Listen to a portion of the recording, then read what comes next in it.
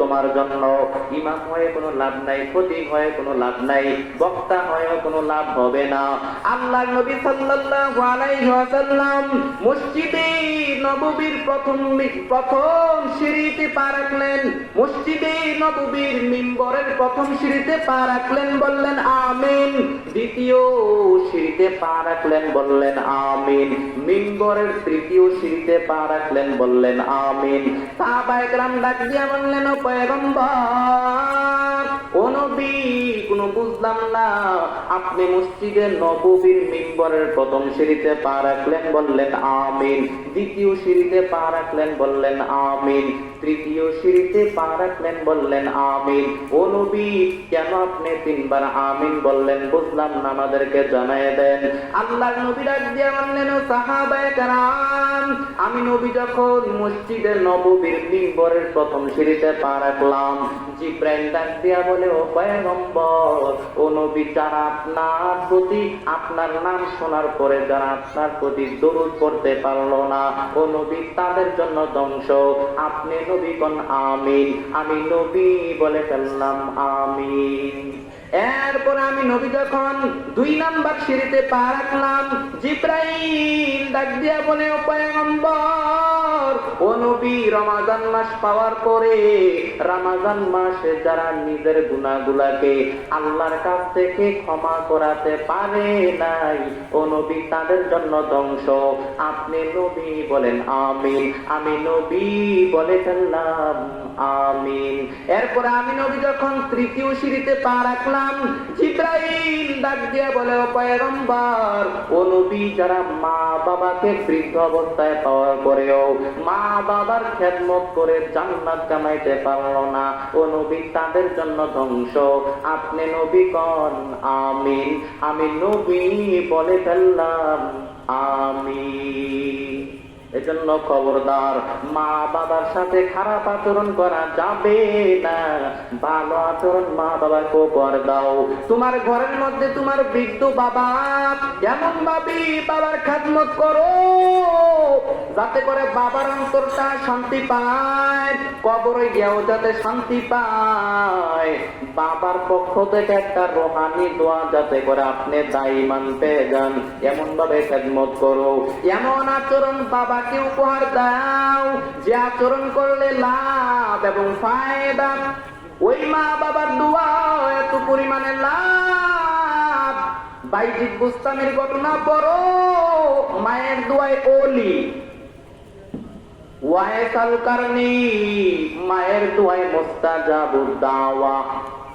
মায়ার নবী দুনিয়ার জমিন থেকে বিদায় হয়ে যাবেন যখন এরকম একটা ভাব হয়ে গেল, ওমরে ফারুক রাদিয়াল্লাহু তাআলা আনহুকে নবী ডাকলেন, ডাক দিয়া বললেন, ওমর রে, ইয়ামানের করন নামক জায়গার মধ্যে আমি নবীর একজন প্রেমিক আছে রে, নাম হলো ওয়াইসাল কারনি। সে এত পরিমাণে দামি, যদি জীবনে সুযোগ পাও ওই ওয়াইসাল কারনি থেকে দোয়া নিও। উমার ওয়াইসাল কারনি দোয়া করলি আমার রব দোয়া ফিরায় না, কারণ মায়ের দোয়ায় আল্লাহ পাক রব্বুল আলামিন ওয়াইসাল কারনিকে এত পরিমাণ দামি বানায় দিল। মায়ের দোয়ায় আল্লাহ পাক রব্বুল আলামিন ওয়াইসাল কারনিকে মুস্তাজাবুদ দাওয়া বানায় দিল। ওয়াইসাল কারনি দোয়া করলে আমার মাওলার দরবারে দোয়া কবুল হয়ে যায়। যে উমরে ফারুক রাদিয়াল্লাহু তাআলা আনহুকে আল্লাহর নবী জান্নাতের সার্টিফিকেট নবী নিজের হাতে দিয়ে দিলেন। আল্লাহর নবী বলেন, আবু বকর ফিল জান্নাহ, উমর ফিল জান্নাহ, উসমান ফিল জান্নাহ, আলী ফিল জান্নাহ। তারপরেও নবী ডাক দিয়া বললেন, উমর রে, ইয়ামানের ওয়াইসাল কারনিকে যদি পাও আমার জুব্বাটা ওনাকে দিবা আর তার কাছ থেকে দোয়া নিবা। মায়ে যখন দোয়া করে চলে যায় আরশ পারে, সাথে সাথে কবুল হয় ফল দেখিতে পাও, সাথে সাথে কবুল হয় ফল দেখিতে পাও। মায়ের দোয়া লও হে মুমিন, মায়ের দোয়া লও, মায়ের দোয়া লও হে মুমিন, মায়ের দোয়া লও। একটি গ্লাস পানির ফলে বাইজিদের কুলে তুলে, হাত তুলে মা বলে বাইজিদিকে ওয়ালি বানাও, হাত তুলে মা বলে বাইজিদিকে ওয়ালি বানাও। মায়ের দোয়া লও হে মুমিন, মায়ের দোয়া লও, মায়ের দোয়া লও হে মুমিন, মায়ের দোয়া লও। যার কারণে বাইজিদেরই নাম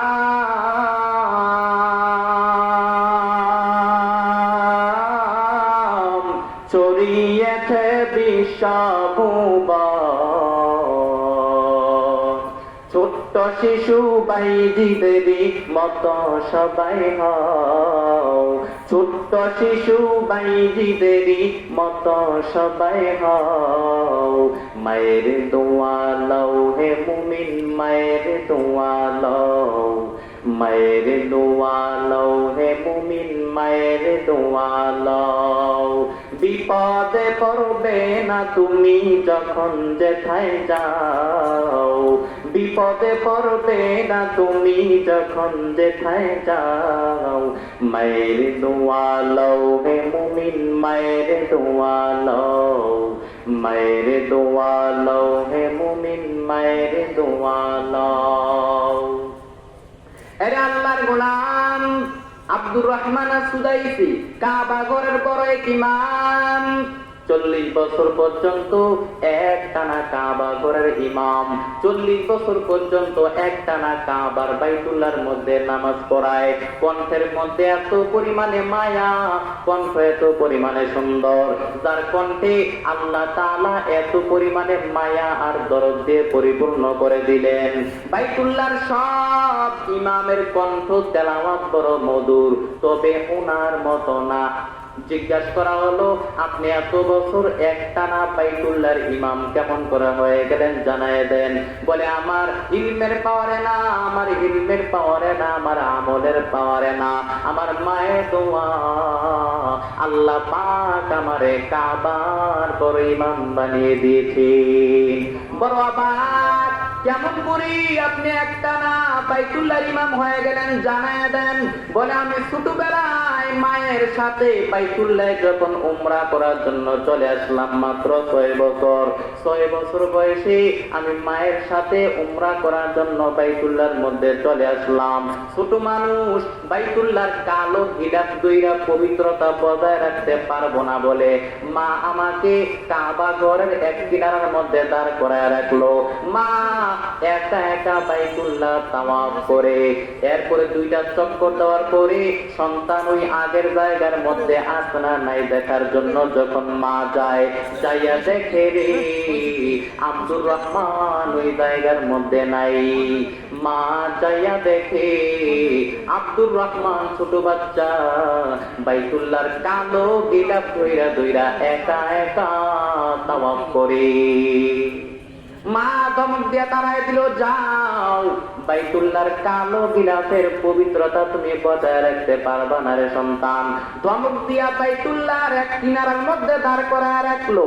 মা একা একা তাওয়াফ করে, এরপরে 2টা চক্কর দেওয়ার পরে সন্তান ওই জায়গার মধ্যে আছে না নাই দেখার জন্য যখন মা যায়, যাইয়া দেখে রে আব্দুর রহমান ওই জায়গার মধ্যে নাই, বরং বাইতুল্লাহর কালো গিলাফ দইরা দইরা আব্দুর রহমান একা একা তাওয়াফ করে। মা ডাক দিয়া বলে, সন্তান আমার, কেন তোমারে বারবার বাইতুল্লাহর কিনারার মধ্যে দাঁড় করায় রাখলাম? কেন তুমি বারবার কালো গিলাফের দিকে ছুটে যাও? কেন তুমি চলে যাও? ছোট সন্তান আব্দুর রহমান জানায় দেয়, ও মা, দুনিয়াতে কত ঘর আমি দেখেছি, কোন ঘরের মায়ার মধ্যে আমি পড়ি নাই, কোন ঘরের প্রেমের মধ্যে আমি পড়ি নাই, দুনিয়ার কোন ঘর আমার ভালো লাগে নাই। কিন্তু যখন বাইতুল্লাহর কালো গিলাফ যখন আমি ধরলাম, আমি এর মায়ার মধ্যে পড়ে গেলাম, এর প্রেমের মধ্যে আমি পড়ে গেলাম। এর চট্টগ্রামের বাঁশখালীর মুসলমান, দুনিয়াতেই কত ঘর দেখার সুযোগ আপনাদের হইল, কিন্তু বাইতুল্লাহ দেখার সুযোগ জীবনে হয় নাই। এইখানে অনেক আল্লাহর বান্দা আছেন যারা বলতে চায় যে হুজুর দোয়া করবেন আল্লাহ যাতে করে জীবনে একবার হলেও মক্কা মদিনায় লইয়া যায়। আমিও আপনাদের জন্য দোয়া করে দেই, আল্লাহ পাক রব্বুল আলামিন জীবনে একবার হলেও আপনাদের সবাইকে বাইতুল্লাহর কালো গিলাফ কইরা তাওয়াফ করার মতো তৌফিক আল্লাহ দান করে দেন, বলেন আমিন। আল্লাহ তাআলা বলেন, এক নম্বরে আমি আল্লাহর শুকর আদায় করে নাও, দুই নম্বরে মা বাবার শুকর আদায় করে নাও। খবরদার আব্বা আম্মার সাথে খারাপ আচরণ করতে পারবা না, ভালো আচরণ মা বাবাকে উপহার দাও। যখন মারা যাবে চিল্লাইয়া কান্না করলেও কোনো লাভ হবে না। যেই দিন মারা যাবে ওই দিন টের পাইবা, যেই দিন মা বাবা দুনিয়ার জমিন থেকে বিদায় হয়ে যাবে রে আল্লাহর বান্দা, ওই দিন কবরের পাশে দাঁড়াইয়া দাঁড়াইয়া কান্না করলেও মার কোনোদিন ফিরে আসবে না। একটা ছোট বাচ্চাকে দেখলাম আজকে ফেসবুকের মধ্যে তাকায় দেখলাম, একটা 6 বছরের ছোট মেয়ে বাচ্চা মায়ের কবরের পাশে বসে বসে মাটি থাপড়াইয়া থাপড়াইয়া কান্দে, আর ডাক দিয়া বলে, মা কেন তুমি আমাকে ছেড়ে চলে গেলা রে মা, কেন তুমি আমাকে ছেড়ে চলে গেলা? এই ভিডিওটা দেখার পরে চোখের পানি ধরে রাখা যায় না। সৎ মা ঘরের মধ্যে অনেক নির্যাতন করে, অনেক খারাপ আচরণ করে মারে, এজন্য ছোট মেয়েটা ছোট বাচ্চাটা মায়ের কবরের পাশে বসে বসে মায়ের কবর থাপড়াইয়া থাপড়ায় কান্না করে আর ডাক দিয়া বলে, মা তুমি কেন আমাকে ছেড়ে চলে গেলা রে মা? এরে আল্লাহর গুলাম, যেই দিন মা বাবা হারাইবা ওই দিন টের পাইবা। মা বাবা জীবিত থাকতে দোয়া নাও, থাকতে কদর দাও, থাকতে মা বাবার কাছ থেকে দোয়া নিয়ে নাও। কারণ মা যখন দোয়া করে বুলেট মিস হতে পারে রে, মিসাইল মিস হতে পারে, কিন্তু মায়ের দোয়া আল্লাহর দরবারে সন্তানের জন্য মিস হয় না। আরে আল্লাহর গোলাম, গত ঈদের মধ্যে কত মা বাবা বেঁচে ছিল, এই ঈদের মধ্যে কত মা বাবা দুনিয়ার জমিন থেকে বিদায় নিয়ে চলে গেছে। এরকম নজির প্রমাণ আছে রে। ঈদের মাত্র 2-1 দিন আগে অনেকে বাবা হারাইছে, অনেকে মা হারাইছে। আল্লাহকে ডাক দিয়া বলে, হে মালিক, আয় আল্লাহ রমজানের মধ্যে যত নেক আমল করেছি তুমি কবুল করে দাও, আর জীবনের গুনাহগুলো তুমি মাফ করে দাও। সামনে 27 সালের রমজান পাবো কি পাবো না জানা নাই। এই যে আপনারা ময়দানের মধ্যে বসে আছেন, বাড়িতে যেতে পারবেন কি পারবেন না কোনো গ্যারান্টি না। আরে আল্লাহর গোলাম, এই কত মানুষ অ্যাক্সিডেন্টে অত দুনিয়ার জমিন থেকে বিদায় হয়ে চলে যায়, কত মানুষ ঘুমের ঘরেও তো মারা যায়, আবার কত মানুষ স্ট্রোক করেও তো মারা যায়, কত মানুষ প্রবাসের মধ্যে মারা যায়, যেখানে মা নাই বাবা নাই পরিবারের কেউ নাই। অনেক প্রবাসীদের মধ্যে চোখের পানি পালায়া পালায়া কান্না করে, তাদের কোন ঈদের আনন্দ নাই। অনেক প্রবাসীর খবর নিলে জানা যায়, ডাক দিয়া বলে, ভাই আমাদের কপাল এত পরিমাণে খারাপ, বছরে 2টাই ভালো করে উদযাপন করতে পারি না। ঈদের দিনও আমাদেরকে ডিউটি করা লাগে, মালিকটা ভালো করে নাই, আমাদেরকে এত পরিমাণে কষ্ট দেয়, এত পরিমাণে আমাদেরকে খাটায়। বছরে যে আমাদের একটা ঈদ আছে এটা তারা মনেই করে না। আরে আল্লাহর গোলামে ঈদের মধ্যে কত প্রবাসী চোখের পানি ছেড়ে ছেড়ে কান্না করেছে। যাদের কোনো ঈদের আনন্দ নাই, নিজের জন্মভূমিতে এসেও ঈদ উদযাপন করতে পারে না। কত প্রবাসী ফোনে মা বাবাকে ফোন করে ডাক দিয়া বলে, ও মা তোমরা আমার জন্য দোয়া করে দাও, এই ঈদ উল ফিতরটা তোমাদের সাথে উদযাপন যাতে করতে পারে, আল্লাহ যেন তৌফিক দান করে, দোয়া করে দাও। সন্তান টিকেট কেটে ফেলে, ঢাকা বিমানবন্দরে আসার পরে মায়ের মোবাইলে ফোন দিয়া দেয়, মা গো তোমার খোকা চলে আসছে তোমাদেরকে সারপ্রাইজ দেওয়ার জন্য, তোমাদের সাথে মোলাকাত হয়ে যাবে।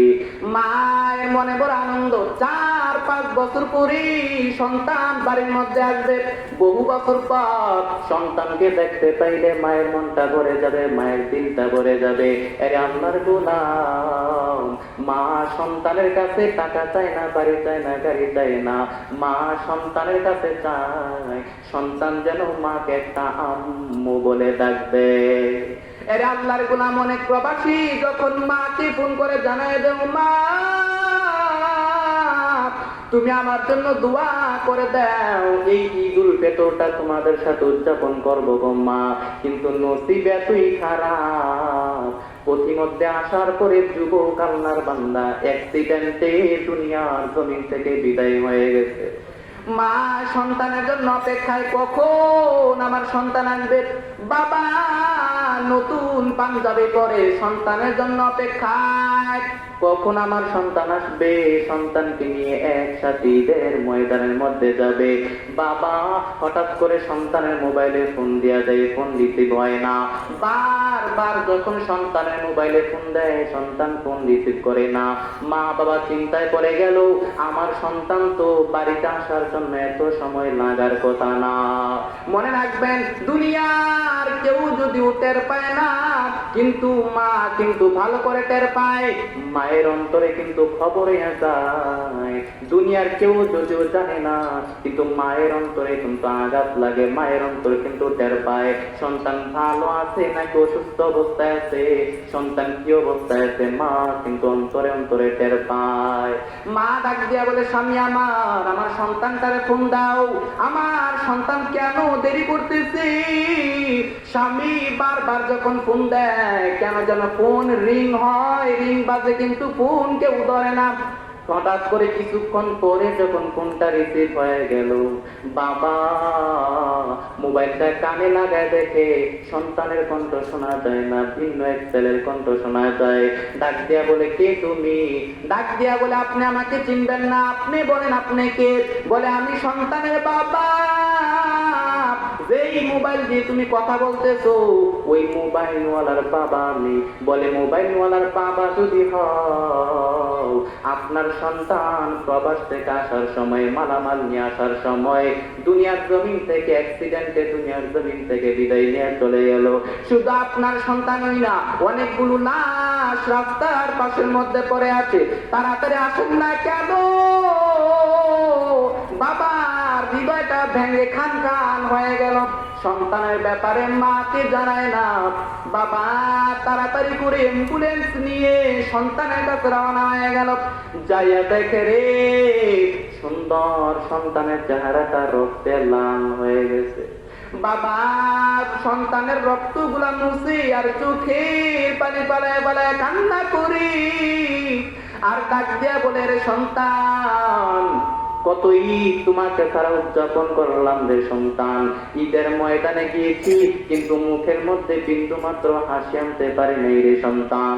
আরে সন্তান, ঈদের মধ্যে কত বাবাকে দেখেছি সন্তানের কপালের মধ্যে চুমু দেয়, কত সন্তানকে দেখেছি যার বাবার কপালের মধ্যে চুমা দিয়ে দেয় রে সন্তান।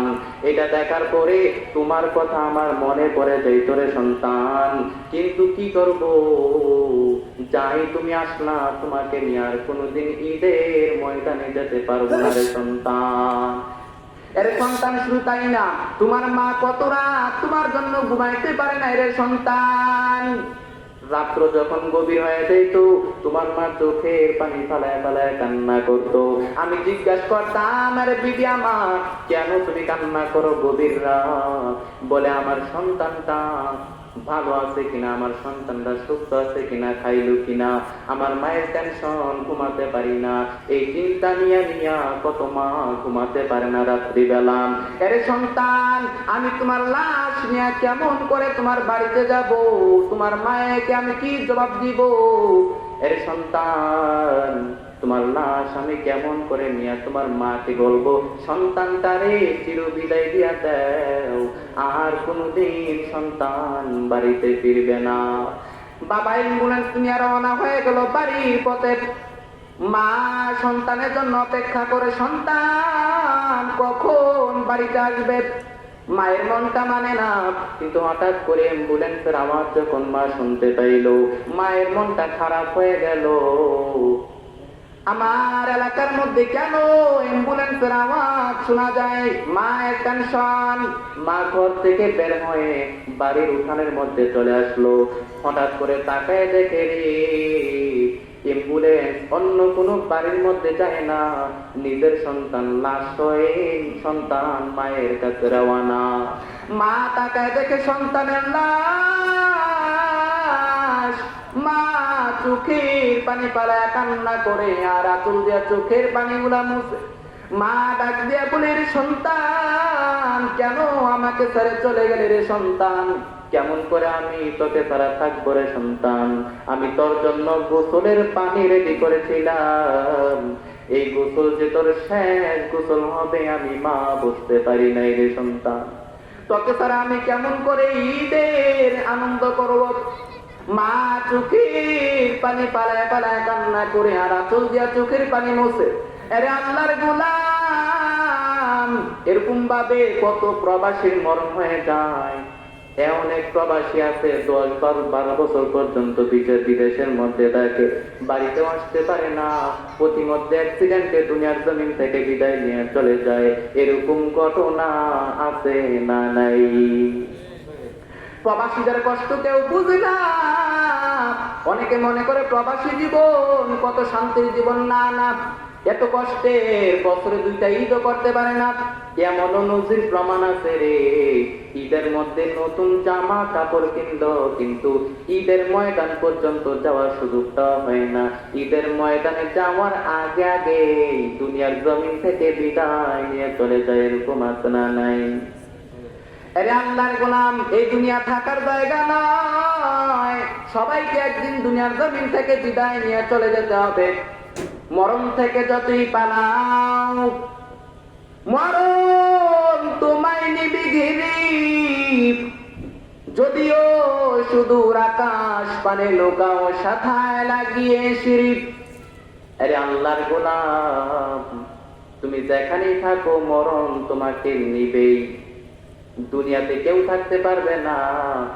যারা এসেছিল তারাও তো চলে গেছে। ফেরাউন থাকতে পারে নাই, নমরুদ থাকতে পারে নাই, কেউ থাকতে পারে নাই।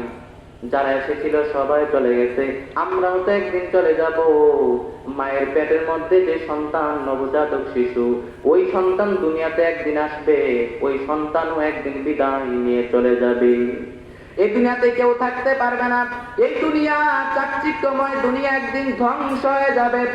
আল্লাহ পাক রব্বুল আলামিন সূরা আর রহমানের ভিতরে আল্লাহ তাআলা স্পষ্ট করে জানায় দেয়, কুল্লু মান আলাইহা ফান ওয়া ইয়াবকা ওয়াজহু রাব্বিকা যুল জালালি ওয়াল ইকরাম ফাবিআইয়ি আলাই রাব্বিকুমা তুকাযযিবান। সব কিছু ধ্বংস হয়ে যাবে, সব কিছু ফানা ফানা হয়ে যাবে, সব কিছু শেষ হয়ে যাবে। থাকবেন একজন, চিনলে বলেন তিনি কে? কেউ থাকতে পারবে না, কোন মানুষ থাকতে পারবে না। আল্লাহ পাক রব্বুল আলামিন মালাকুল মউতকে ডাক দিয়ে দিয়ে বলবেন মালাকুল মউত, পৃথিবীতে যত মানুষ আছে সব মানুষের রূহগুলা কবজ করে ফেল। মালাকুল মউত পৃথিবীর সব মানুষের রূহগুলা কবজ করে ফেলবে।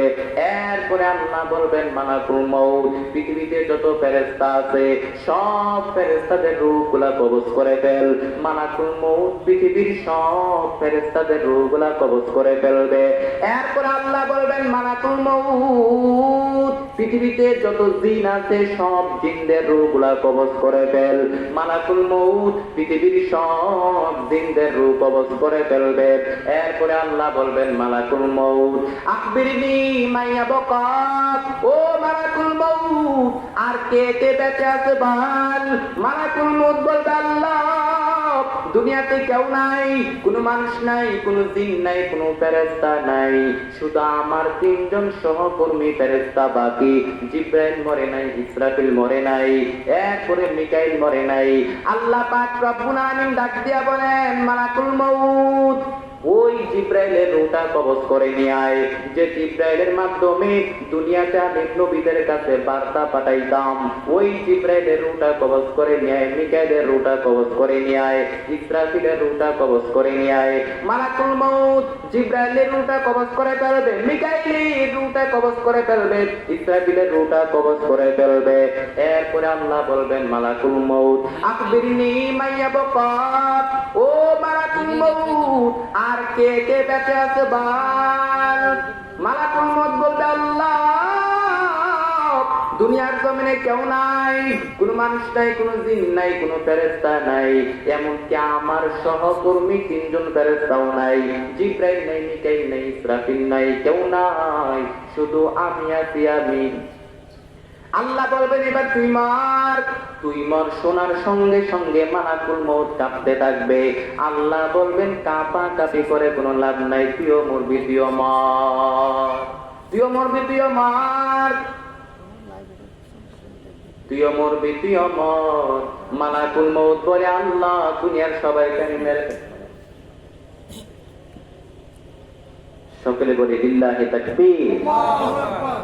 আমাদের প্রধান আলোচক যিনি প্রধান মুফাসসির উনি চলে আসছেন।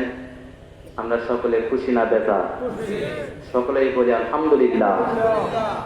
আপনারা বসবেন তো? আখিরি মুনাজাত পর্যন্ত থাকবেন তো ইনশাআল্লাহ? হুজুর দোয়া দিবেন, তারপরে আপনারা যাবেন। আমি হযরতের কাছে তবারুকের ব্যবস্থা আছে, আপনারা সকলেই তবারুক নিয়ে যাবেন। আমাদের যিনি এই হযরত আসছেন, হযরতের কাছে একটু অনুমতি চাই 10 মিনিট, তারপর হযরত আলোচনা করবেন।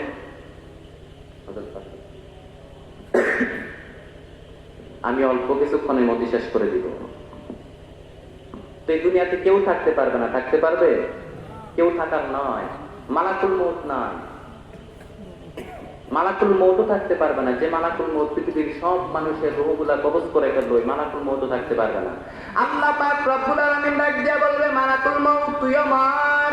কুল্লু নাফসিন যায়িকাতুল মাউত, প্রত্যেকটা প্রাণীকেই মরণের স্বাদ গ্রহণ করতে হবে রে মালাকুল মউত, তুইও মরবি, তুইও মর।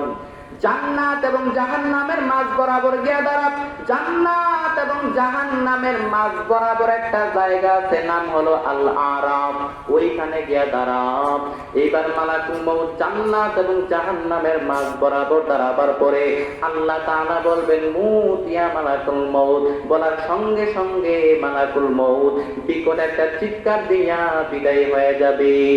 আল্লাহর নবী বলেন ওই দিন মালাকুল মউতের চিৎকার এত ভয়ঙ্কর হবে, কিয়ামত ঘটানোর জন্য আলাদা করে ইসরাফিলের সিংহায় ফুৎকার দেওয়ার দরকার হতো না।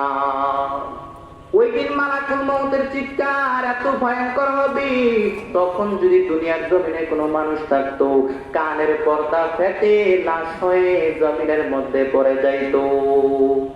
কেউ নাই, কোনো মানুষ নাই, কোনো জিন নাই, কোনো ফেরেশতা নাই। এমনকি যেই মালাকুল মউত পৃথিবীর সবাইকে মেরে ফেললো, ওই মালাকুল মউত পৃথিবীতে নাই। তখন আল্লাহ তাআলা ধমক দিয়া বলবেন, ইয়া আরদু আইনাল আশজার, ও পৃথিবী তোর বড় বড় গাছগুলা কোথায়? ইয়া আরদু আইনাল আনহার, ও পৃথিবী তোর বড় বড় নদীগুলা কোথায়? ইয়া আরদু আইনাল জাবাবির, ও পৃথিবী তোর অত্যাচারী শাসকগুলা আজকে কোথায়? এই পৃথিবী তোর ভোগের দুনিয়া আজকে কোথায়? তোর নাজ নেয়ামত গুলা আজকে কোথায়? লিমানিল মুলকুল ইয়াউম লিল্লাহিল ওয়াহিদিল কাহ্হার। আজকে রাজত্ব কার? ওই দিন রাজত্ব কারো হবে না, ওই দিন রাজত্ব হবে একজনের। চিল্লায় বলেন তিনি কে? কেউ নাই, কোন মানুষ নাই, কোন জিন নাই, কোন ফেরেশতা নাই। এমনকি যে মালাকুল মউত পৃথিবীর সবাইকে মেরে ফেললো, এই মালাকুল মউত নাই, কেউ নাই, আছেন শুধু একজন। বলেন তিনি কে? এজন্য আল্লাহকে ডাক দিয়া বলেন, হে মালিক, তুমি আমার ঈমানের মরণ দাও, তুমি আমাকে শাহাদাতের মরণ দাও। হযরত ওমর ফারুক রাদিয়াল্লাহু তাআলা আনহু আল্লাহর কাছে সুন্দর করে একটা দোয়া করতেন, আল্লাহুম্মা রযুকনা শাহাদাতান ফি সাবিলিক ওয়াল মাউতা ফি বালাদি রাসূলিক। আয় আল্লাহ, তুমি আমাকে শাহাদাতের মরণ দাও, ওয়াল মাউতা ফি বালাদি রাসূলিক, তোমার নবীর প্রিয় শহর মদিনা শহরে তুমি আমারে মরণ দাও। আরে আল্লাহর গোলাম, যারা আল্লাহর ওলি, যার মরণটা ঈমানের মরণ হয়, তাদের মতো ভাগ্যবান কেউ নাই। যার মরণটা শাহাদাতের মরণ হয়, তার মতো ভাগ্যবান কেউ নাই। আরে আল্লাহর গোলাম, আপনারা যারা আল্লাহু ওয়ালা ঈমানদার, কবরে যাওয়ার পরে আপনাকে 3টা প্রশ্ন করা হবে। 3টা প্রশ্নের উত্তর যদি দিতে পারেন, আপনার কবর হবে জান্নাতের বাগান। যদি 3টা প্রশ্নের উত্তর না করতে পারেন, আপনার কবর হবে হুফরাতুম মিন হুফারিন নার, জাহান্নামের গর্ত। আপনারা যারা আল্লাহু ওয়ালা, কবরে মরণের সময় সুন্দর একটা যুবক, যত সুন্দর হতে পারে একটা যুবক, যত সুদর্শন হতে পারে একটা যুবক, সুন্দর একটা চেহারা নিয়া, গায়ের মধ্যে পারফিউম মেখে, সুন্দর সাদা ধবধবে কাপড় পরে আপনার শিউরে এসে বসবে, আর খুবই বিনয়ের সাথে আপনাকে ডাক দিয়া বলবে, ইয়া আইয়াতুহান নাফসুত তাইয়্যিবা, ইয়া আইয়াতুহান নাফসুল মুতমাইন্নাহ, ইরজিই ইলা রাব্বিকি রাদিয়াতাম মারদিয়া। হে পবিত্র আত্মা, তুই বের হয়ে আয়, আল্লাহর সন্তুষ্টির দিকে তুই বের হয়ে আয়। বলার সঙ্গে সঙ্গে মুমিন বান্দার আত্মাটা আস্তে আস্তে ধীরে ধীরে বের হয়ে আসবে। এরপর ইয়াতি বিহানুতি হানুতিল জান্নাহ, এরপর আপনার রূহটাকে জান্নাতের রুমালের মধ্যে করে ইল্লিনের মধ্যে নিয়ে যাবে, জান্নাতের মধ্যে নিয়ে যাবে। আর যারা ইসলাম মানে নাই, নবীকে মানে নাই, কোরআন মানে নাই, তাদের সামনে ভয়ঙ্কর আকৃতির একটা চেহারা নিয়ে আসবে। যত ভয়ঙ্কর হতে পারে একটা চেহারা, যত দুর্গন্ধ হতে পারে একটা চেহারা, আসার পরে ধমক দিয়া ডাক দিয়া বলবে, ইয়া আইয়াতুহান নাফসুল খাবিস, হে পাপাত্তা, তুই বের হয়ে আয়, ইলা গদবিল্লাহ, আল্লাহর রাগের দিকে, ক্ষোভের দিকে তুই বের হয়ে আয়। মুমিন বান্দার আত্মাটা যেভাবে আস্তে আস্তে বের হয়ে এসেছে, কাফেরদের আত্মাটা বের হতে চাইবে নাকি? ডানে বায়ে পলায়ন করতে আরম্ভ করবেন। এরপরে মালাকুল মউত হিংস্র হয়ে যাবে। জীবিত একটা ছাগলের চামড়া উল্টো দিক থেকে টেনে হিচড়ে বের করে ফেললে যত কষ্ট হয়, তার চাইতেও বেশি কষ্ট দিয়া মালাকুল মউত বেঈমানের রূহটা বের করে ফেলবে। আল্লাহ পাক রব্বুল আলামিন আমাদেরকে ঈমানের মরণ দেন, সকলে বলে আমিন। যতগুলো আলোচনা করলাম, আল্লাহ তাআলা আমাদের যদি কোনো ভুল ভ্রান্তি হয়ে থাকে, আমাদের স্মৃতিপট থেকে আল্লাহ তাআলা ভুলগুলো মুছে দেন। ভালো কথাগুলো আমাকে এবং আপনাদেরকে আমল করার তৌফিক দান করেন, বলেন আমিন। হযরত আসছেন, আলোচনা করবেন, আখিরি মুনাজাত দিবেন, তারপরে আপনারা বাড়িতে যাবেন। রাজি আছেন তো? আল্লাহ কবুল করেন, বলেন আমিন। আসসালামু আলাইকুম ওয়া রাহমাতুল্লাহি ওয়া বারাকাতুহু। আলহামদুলিল্লাহ, সুম্মা আলহামদুলিল্লাহ, অসংখ্য অসংখ্য ধন্যবাদ।